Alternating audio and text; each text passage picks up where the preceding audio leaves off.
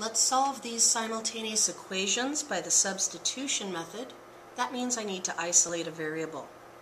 I have the equation 2x is equal to 4y plus 10, and I have the equation 5x minus 2y equals 17. Now when I look at this second equation, if I wanted to get x alone, I'd have to add 2y and divide by 5. I don't like the idea of working with fractions over fifths. To me, that's not fun. If I want to get the y alone, I need to subtract 5x from both sides and divide everything by 2.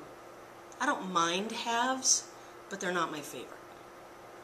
When I look up here, if I want to get the x alone, I would divide all three pieces by 2. 4 and 10 are both even, which means they'll come out nice integer values. That's what I'm going to do. My decision is to isolate the x. So again, this is 2 multiplied by x, so I need to divide all three places by 2. Here the 2's will cancel. My x is alone. 4y divided by 2 leaves me with 2y, and positive 10 divided by 2 leaves me with positive 5. And now I have a nice isolated variable. Do you remember what's next? Yeah, I need to take this expression, the 2y plus 5, and I'm going to plug it in for x in the other equation. That means that the 5 stays the same, the minus 2y equals 17 stays the same.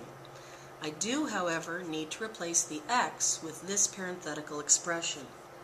So I'm going to fill in 2y plus 5 in my parentheses. Now what I need to do is distribute. I'm going to get 10y plus 25, and then the minus 2y equals 17 just comes down. It doesn't change, it remains the same. Now what do I do? That's right, we should collect our like terms. This 10y and this negative 2y need to come together. 10y minus 2y leaves me with 8y. I'm going to bring down the plus 25 and bring down the equals 17. Now we have a nice two-step equation. Who should we move? That's right, we need to move this plus 25.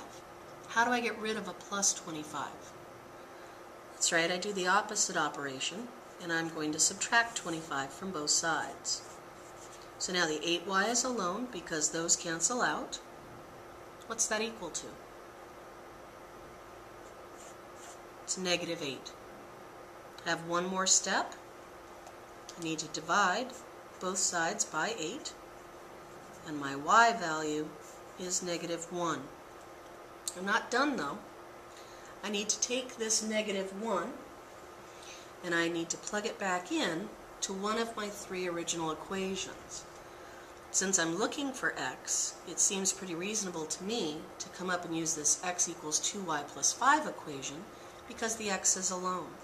So when we do that, it's going to go in right there for the y value. That means that the x equals 2 remains the same.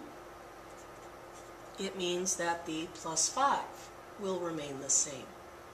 But now, according to the math I did before, I need to replace the y with that negative 1, and this is to be multiplied.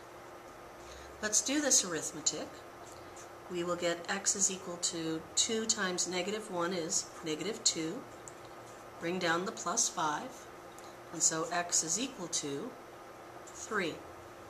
The last thing we need to do is take those two values and record them as a coordinate pair, because the idea is we want to know what is the point of intersection for these two lines if I were to graph them. The x value goes first, so that's 3. The y value goes second, that's negative 1. And I'm done.